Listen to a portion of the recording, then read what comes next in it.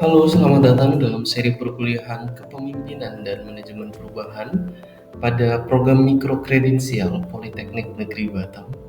Modul Kepemimpinan dan Manajemen Perubahan pada program Mikrokredensial Politeknik Negeri Batam didesain dan dikembangkan oleh tim teaching, diantaranya oleh Pak Hajan Hidayat SPSI MM, Pak Himawan Muftoha, STRAB MBA, dan saya sendiri, Fuad Arif Rahman, SAB MTV.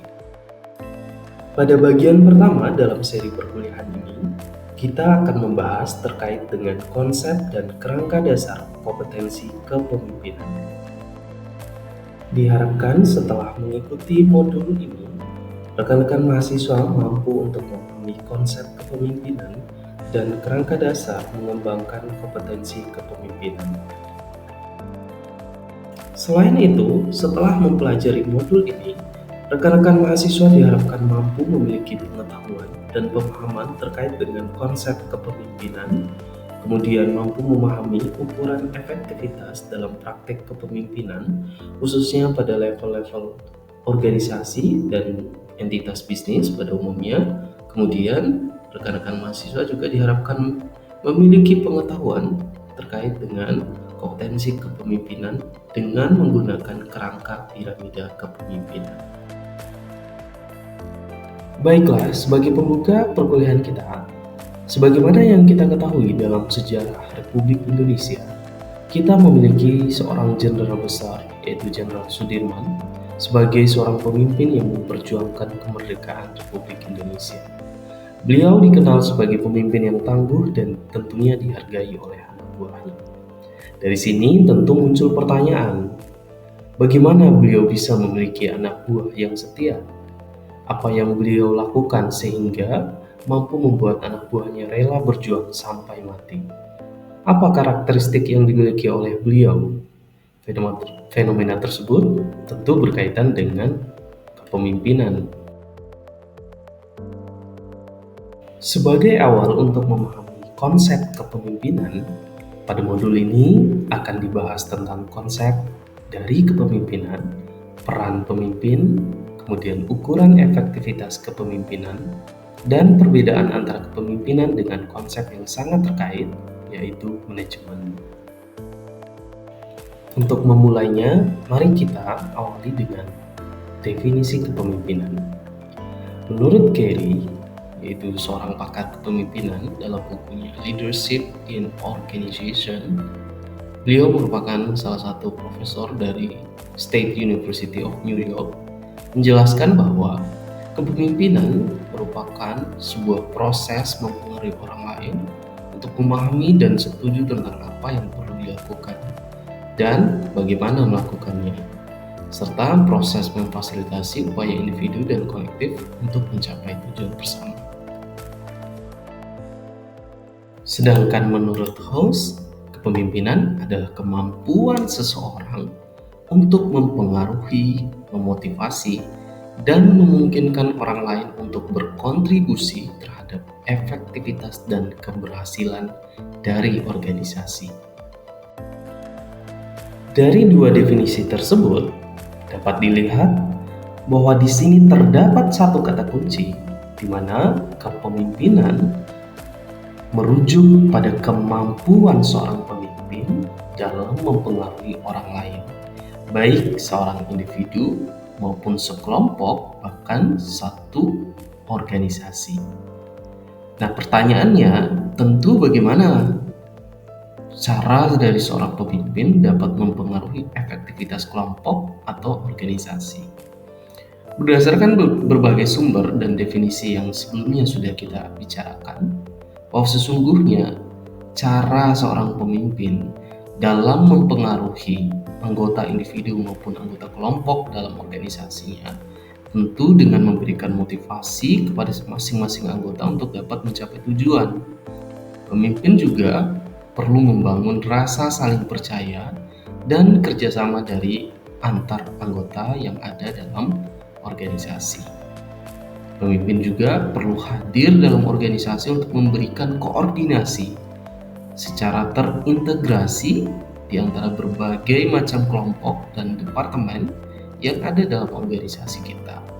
Kesemuanya itu tentu akan sangat efektif bila mana pemimpin hadir dengan memberikan secara langsung, mengarahkan secara langsung pilihan-pilihan terhadap tujuan dan strategi yang dapat dilakukan oleh organisasi dalam rangka mencapai tujuannya. Untuk dapat melihat ukuran efektivitas praktek kepemimpinan yang baik dalam suatu organisasi, tentu kita dapat mengukur dari berbagai instrumen. Kepemimpinan dikatakan efektif apabila kepemimpinan mampu hadir untuk mewujudkan tujuan atas apa yang dicita-citakan oleh organisasi tersebut. Berikut ini adalah beberapa ukuran yang bisa menjadi dasar dari efektivitas praktik kepemimpinan. Yang pertama, ukuran dari efektivitas kepemimpinan itu sendiri dapat dilihat dari capaian kinerja organisasi.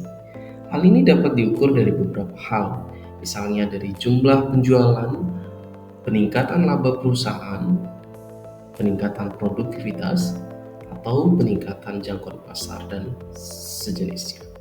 Berikutnya, ukuran efektivitas kepemimpinan juga dapat dilihat dari sikap dan prestasi dari bawahan atau followers daripada leadersnya. Sikap puas, rasa percaya diri yang meningkat, dan loyalitas terhadap pemimpin. Kemudian, kita juga dapat melihat ukuran efektivitas kepemimpinan dari kualitas proses kelompok dalam organisasi. Kita dapat melihat bagaimana dinamika yang terbentuk dari aktivitas-aktivitas daripada anggota kelompok dalam organisasi.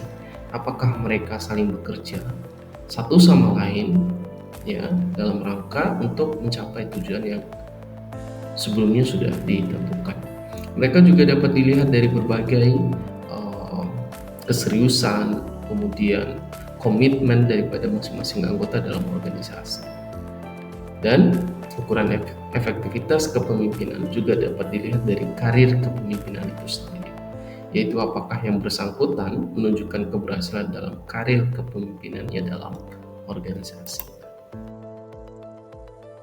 Selanjutnya, kita akan melihat kerangka dasar kompetensi kepemimpinan.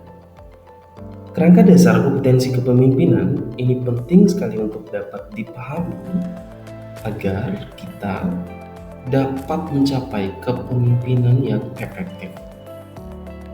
Tentu kita perlu mengembangkan kompetensi dasar kepemimpinan itu sendiri. Dalam hal ini, sesungguhnya kompetensi kepemimpinan itu dapat diartikan sebagai sifat yang harus dimiliki oleh seorang pemimpin, keterampilan atau skill yang juga harus dimiliki oleh pemimpin, atau kombinasi dari keterampilan dan sifat yang terkait dengan apa yang ada dalam diri seorang yang diperlukan untuk mengembangkan kepemimpinan yang efektif. Tidak hanya sikap, sifat atau keterampilan, tetapi juga knowledge atau pengetahuan yang dimiliki oleh seorang pemimpin dalam rangka untuk mencapai performa praktik kepemimpinan yang efektif dalam organisasi. Kerangka dasar kompetensi kepemimpinan diperkenalkan oleh Donald Clark, di mana kompetensi kepemimpinan itu dimodelkan dengan bentuk piramida. Dalam bentuk piramida kepemimpinan, kompetensi kepemimpinan itu dibagi menjadi 3 bagian besar. Bagian pertama itu disebut sebagai kompetensi inti atau core competencies. Kemudian kompetensi kepemimpinan atau leadership competencies, dan kompetensi profesional atau professional competencies. Di masing-masing dari piramida kepemimpinan ini terdapat bagian-bagian atau sub-sub bagian yang merupakan subkompetensi yang juga perlu dikembangkan, tentu dalam rangka untuk mencapai praktik kepemimpinan yang efektif. Pada bagian pertama dalam piramida kepemimpinan, yaitu kompetensi inti atau core competencies, ditujukan untuk membentuk fondasi kepemimpinan yang baik. Tanpa alas yang kokoh atau fondasi yang kokoh, sisi-sisi piramida tentu akan segera runtuh. Oleh karena itu, seorang pemimpin perlu memiliki dan mengembangkan kompetensi inti ini, diantaranya itu kemampuan untuk bekerja secara tim atau kerjasama tim, di mana pemimpin harus hadir untuk memberikan rasa percaya antara satu anggota dengan anggota lainnya, antara satu departemen dengan departemen lainnya, dan membentuk serta membangun moral dari seluruh anggota timnya sehingga mereka dapat bekerja secara kolektif. Berikutnya, pemimpin juga harus punya kemampuan berkomunikasi. Dia mampu mengekspresikan secara jelas, secara aktif apa yang dikehendakinya. Dengan demikian, dia dapat mengatur ya porsi-porsi tugas dari anggota-anggotanya, dari masing-masing individu maupun kelompok, sehingga mereka dapat bekerja secara baik dan tentu efektif. Karena terjadi dan terbangun proses komunikasi yang baik. Pemimpin juga harus punya kemampuan dalam kompetensi inti ini yang disebut sebagai self-direction, di mana ya, pemimpin dia memiliki kecakapan yang cukup untuk menetapkan tujuan, ya, standar, jadwal, besaran biaya yang harus dikeluarkan terhadap setiap tindakan yang dilakukan. Dengan self-direction yang baik, pemimpin ini akan dapat mengontrol motivasi dari dirinya sendiri, termasuk bagi anggota daripada organisasinya.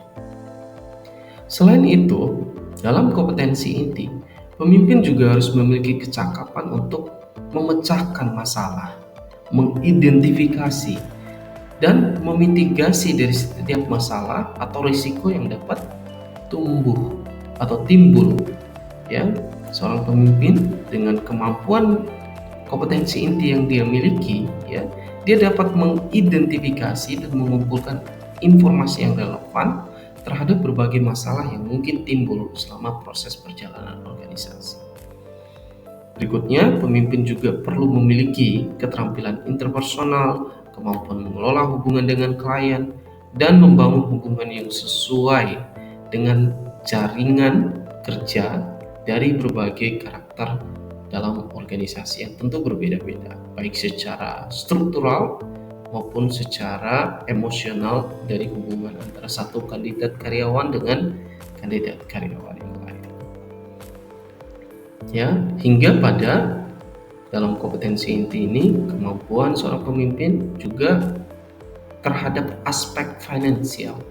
Jadi dia dapat mengalokasikan sumber daya yang dimiliki dengan metode dan pendekatan yang sesuai juga, tanpa menimbulkan risiko-risiko finansial yang tentu akan sangat berimplikasi pada perjalanan organisasi.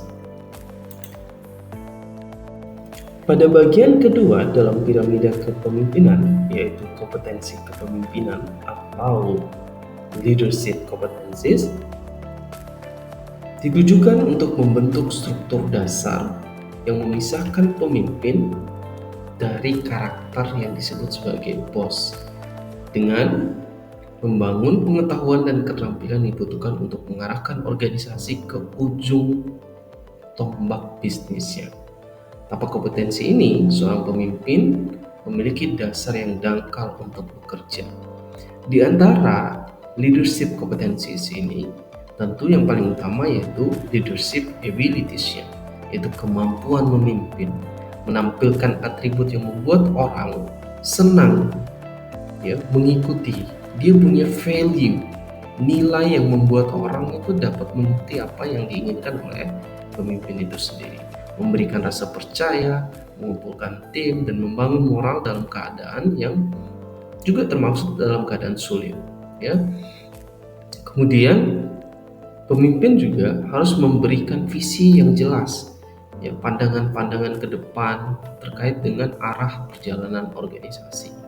Selain itu, seorang pemimpin juga dia harus mampu menciptakan ya dan memimpin timnya itu sendiri.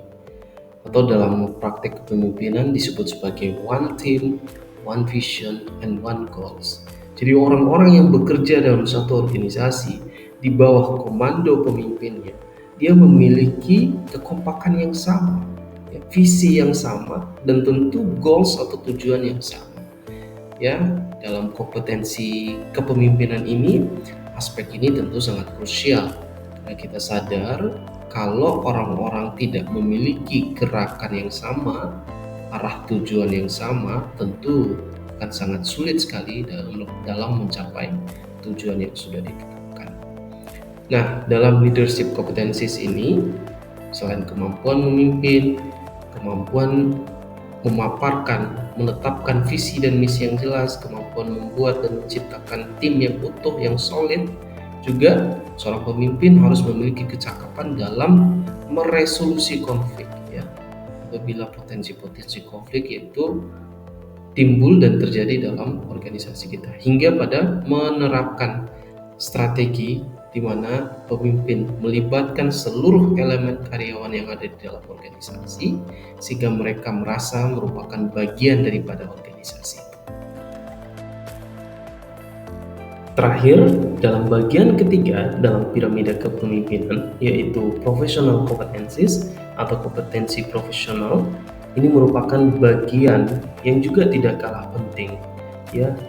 Di antaranya terdiri dari ketajaman bisnis dan kompetensi teknis. Seorang pemimpin juga merupakan seorang individu yang memiliki kompetensi profesional. Ya, pada suatu saat nanti misalnya rekan-rekan yang mengikuti perkuliahan ini sebagai alumni dari administrasi bisnis terapan, ya tentu akan memiliki kompetensi profesionalnya sebagai lulusan administrasi bisnis terapan. Dan dari kompetensi itu menjadi nilai lebih yang akan mempertajam pengetahuan rekan-rekan terhadap sektor bisnis yang digeluti, dan tentu merupakan kompetensi teknis yang dimiliki sebagai bagian daripada professional competencies.